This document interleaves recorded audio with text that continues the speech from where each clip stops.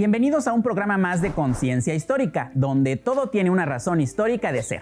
Yo soy Rodrigo Hidalgo. Hoy trataremos un tema de sumo interés, pues hablaremos del periodo de conquistas en Mesoamérica y todo lo que hubo detrás de esos acontecimientos históricos. Para comenzar, escuchemos a la invitada de hoy, la doctora María Alba Pastor, historiadora e investigadora y profesora en la Universidad Nacional Autónoma de México, quien nos explicará qué ocurría en Europa antes de la conquista.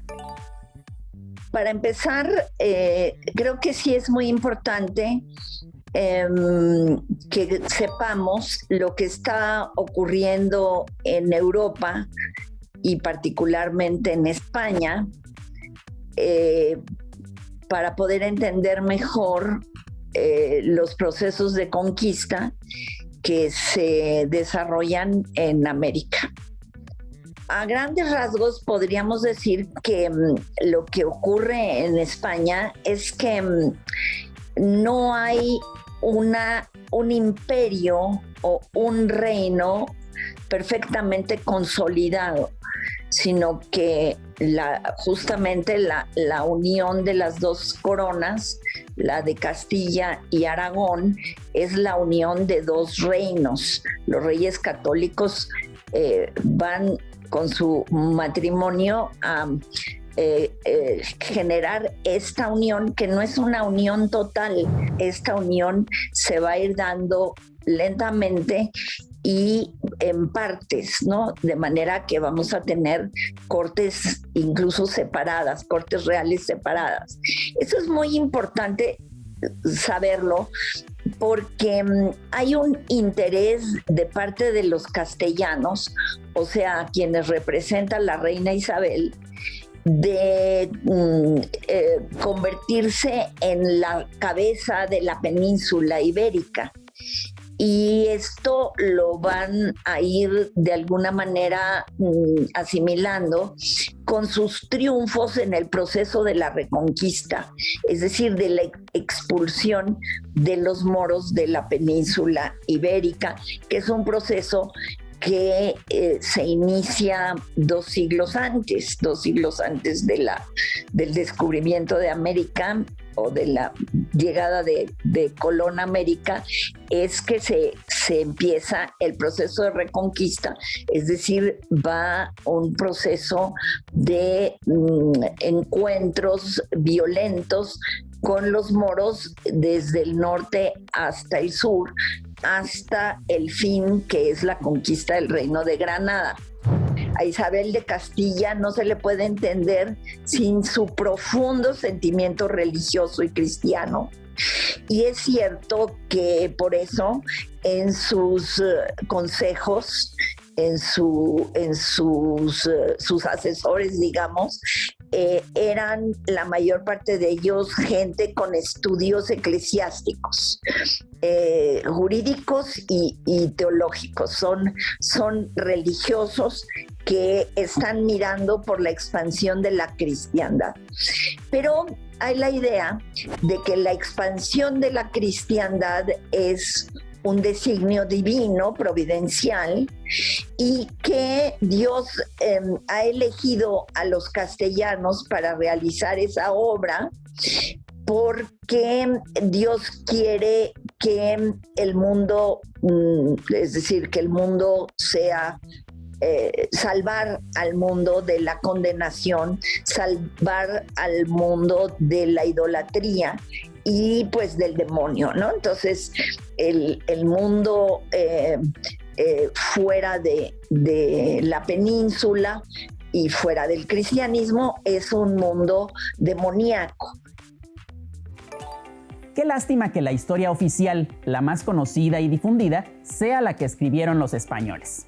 Sería muy bueno conocer la visión de nuestros ancestros de manera directa, no filtrada ni a través de intermediarios, como fue en el caso de los llamados informantes de Sahagún, el fraile franciscano Bernardino de Sahagún, que también cuenta la historia en su libro Historia General de las Cosas de la Nueva España, valiéndose de los testimonios de sabios e intelectuales mesoamericanos sobrevivientes a la invasión. Por otro lado, sabemos que los españoles lograron esta conquista con la ayuda de un gigantesco ejército de pueblos mesoamericanos, que incluso fueron quienes aportaron estrategias militares e información decisiva. Es decir, la llamada conquista de Tenochtitlan se logró principalmente gracias a guerreros y ejércitos de pueblos mesoamericanos. Como primer antecedente de la conquista de México, es el llamado descubrimiento de América por Cristóbal Colón el 12 de octubre de 1492. A partir de la primera expedición de Colón al continente americano, se asienta la población en Haití. El 10 de febrero de 1519, siendo gobernador de Cuba Diego Velázquez, Hernán Cortés lo desobedece para acelerar su salida de Cuba y hacer una expedición a lo que sería la Nueva España. Sale con 11 barcos y más de 600 hombres. Llegan a las costas de México en febrero de 1519. El primer lugar al que arriban son las costas de la isla de Cozumel. Los españoles avanzan y llegan a Yucatán, donde se encuentran con los mayas y después de varias batallas, terminan imponiéndose. Entre el botín se lleva 20 mujeres, entre ellas la Malinche, conocedora del maya y del náhuatl. Los españoles continúan con su recorrido y llegan a las costas de Veracruz, donde fundan la ciudad de la Villa Rica de la Veracruz. Llegan a Zempoala, un gran centro comercial donde habitaban los totonacas, quienes hicieron a Hernán Cortés una descripción minuciosa de la Gran Tenochtitlán. En su recorrido a Tenochtitlán, Hernán Cortés se encuentra con los tlaxcaltecas, quienes se unen a él en contra de los aztecas a cambio de que les quitaran todos los tributos que pagaban al gran imperio mexica. Los españoles llegan a la Gran Tenochtitlán el 8 de noviembre de 1519 y el gran emperador Moctezuma recibe con grandes honores a Cortés y lo aloja en el palacio de Axayácatl. Posteriormente, Moctezuma es tomado como rehén. Empieza el sitio en la Gran Tenochtitlán, que dura alrededor de 3 años, donde los españoles, entre muchas otras en todo su recorrido, tienen una importante derrota. La llamada por esta historia oficial la Noche Triste, acaecida el 1 de julio de 1520. En esta perspectiva romántica de la historia, Cortés se sienta bajo un ahuehuete y llora tristemente por su derrota. Por supuesto, para el pueblo mexica y tlatelolca, esta batalla era una victoria que podría haber significado la recuperación de su territorio si no hubiera sido por la viruela y otras enfermedades. Al morir Moctezuma, sube al poder Cuitláhuac, pero poco puede hacer por su imperio, ya que muere pronto a causa de la epidemia que azotaba a los habitantes de Mesoamérica, tanto a los aliados de los españoles como a los aliados de aztecas y tlatelolcas. El joven Cuauhtémoc asume el gobierno y encabeza la resistencia, pero el 13 de agosto de 1521 fue capturado, lo que significó la definitiva caída de Tenochtitlán en manos de los españoles. La fecha del 13 de agosto se convirtió en símbolo de victoria para los españoles, quienes la celebraron durante toda la época colonial. Pero en realidad, el proceso de la conquista no terminó allí. Ni comenzó con la caída de México Tenochtitlan, ni todo el territorio cayó con la toma de la ciudad. Los conquistadores, tanto españoles como mesoamericanos, continuaron sus campañas desde una base en Coyoacán, lo que les permitió servirse de las vías de comunicación y los mecanismos de abasto creados para la ciudad prehispánica. Continuaron las alianzas y acciones militares hasta 1525 o 1526, años en que los españoles triunfaron entre intensas batallas y grandes dificultades. Dejemos que nuestra invitada nos explique cuáles fueron los verdaderos intereses políticos y económicos que motivaron a los españoles a conquistar Tenochtitlan. La idea de la conquista militar tiene razones económicas el oro es fundamental, después lo será la plata, y al ver que no había mucho oro, lo será la plata y serán otros metales. Pero también vemos, por ejemplo, a Bartolomé de las Casas muy interesado en las perlas, en todo tipo de productos y todo tipo de productos exóticos, ¿no? Todo tipo de productos nuevos, porque ya hay la intención de Castilla de entrar un poco más al mercado que se está abriendo mundialmente en este momento. Cada uno de los soldados de la Reconquista tiene en buena medida aspiración de convertirse en un caballero, en un noble.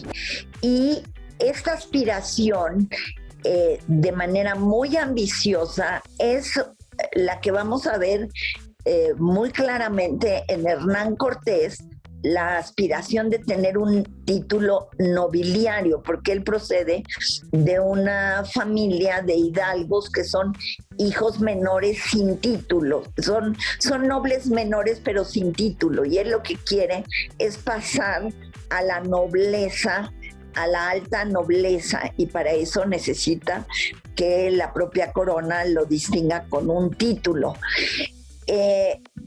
Esto porque muchas veces se piensa que Hernán Cortés solamente viene por el oro. Sí viene por el oro, pero viene por el oro y la honra, que van juntos.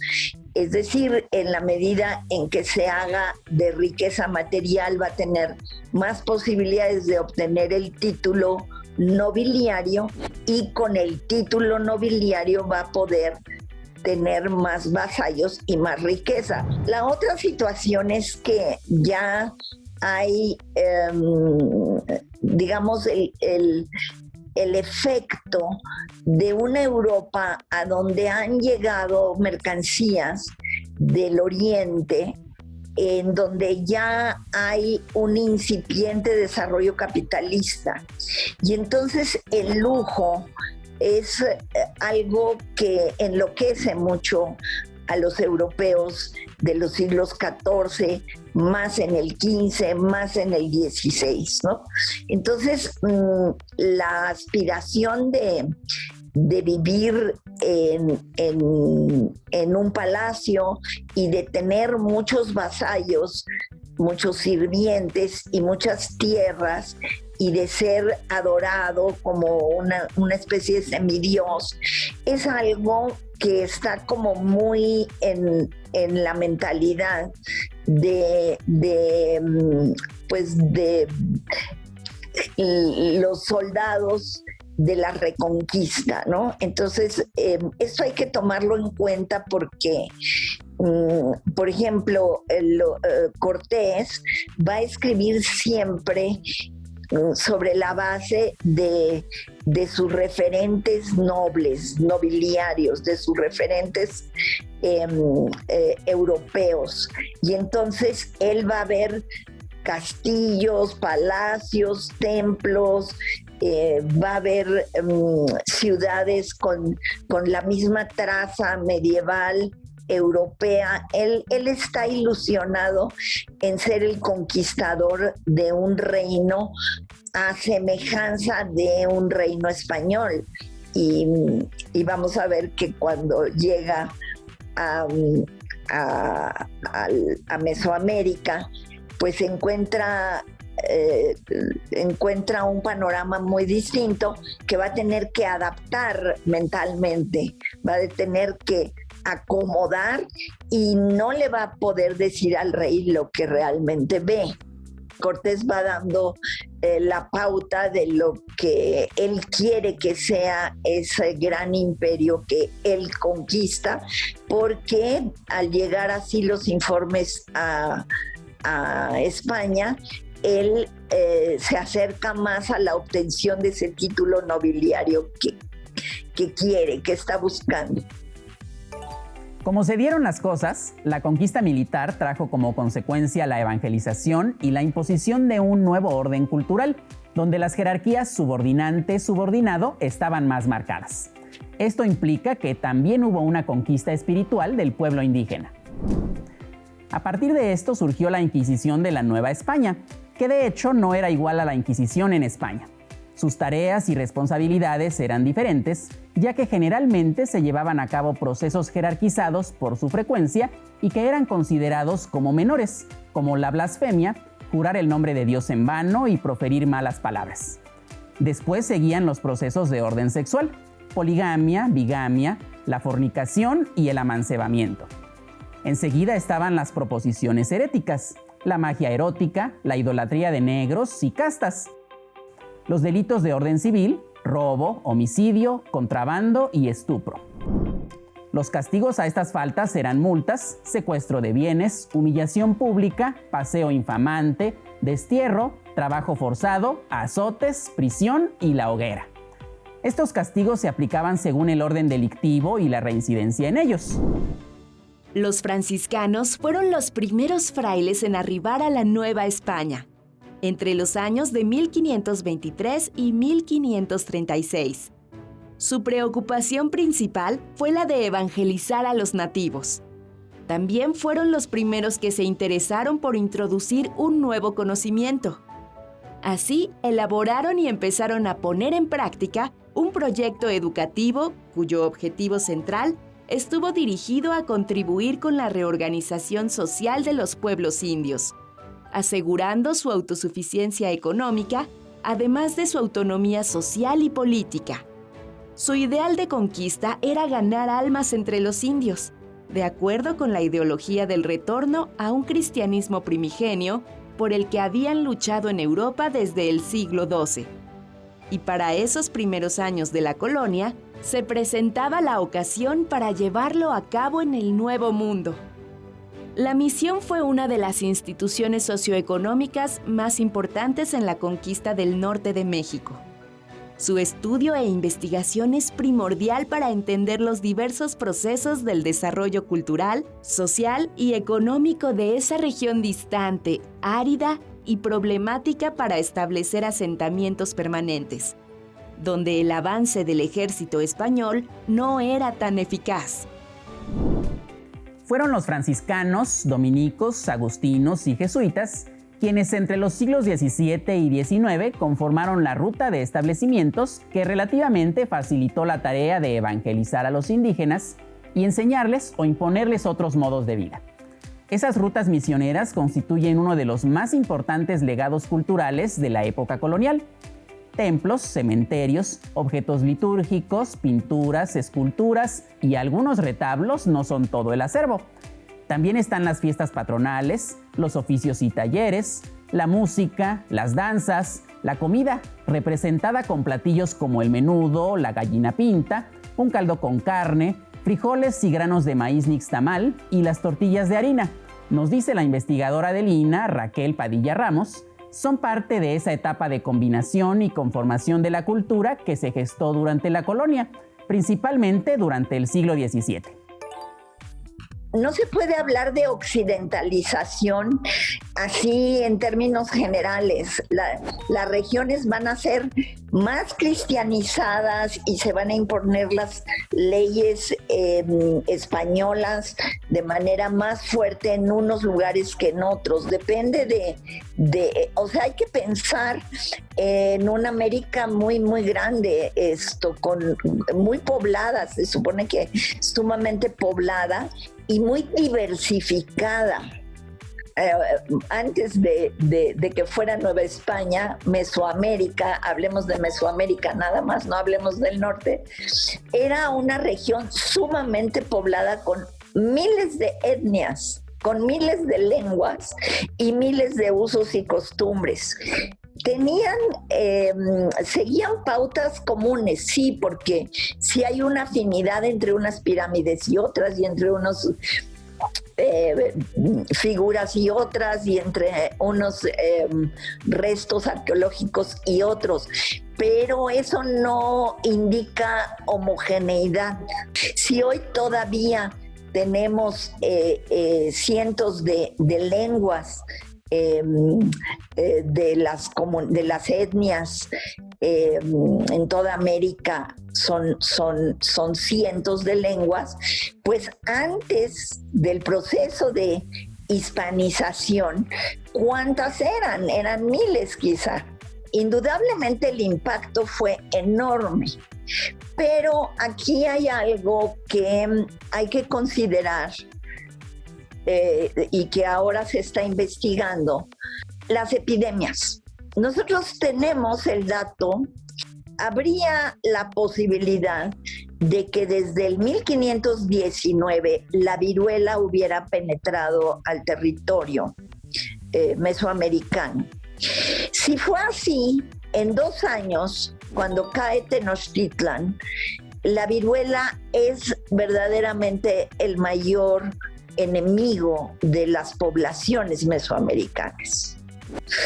Entonces, la primera gran occidentalización está en los sobrevivientes que alcanzaron a generar anticuerpos para poder sobrevivir a la viruela. Los historiadores demógrafos han dado el dato de que desde 1520 hasta 1570 muere el 90% de la población indígena. Pero si al ataque militar le sumamos el ataque por las epidemias, tenemos poblaciones sumamente debilitadas. Y esas poblaciones huyen. Pero los que no alcanzan a huir o los que huyen y regresan van a pertenecer a muy distintas etnias. Entonces, lo que ocurre es un proceso de congregación, de recongregación y de fundación de pueblos nuevos. Entonces, los pueblos nuevos pues, son estos pueblos con iglesia, plaza y palacio municipal que hoy conocemos por todo México, ¿no?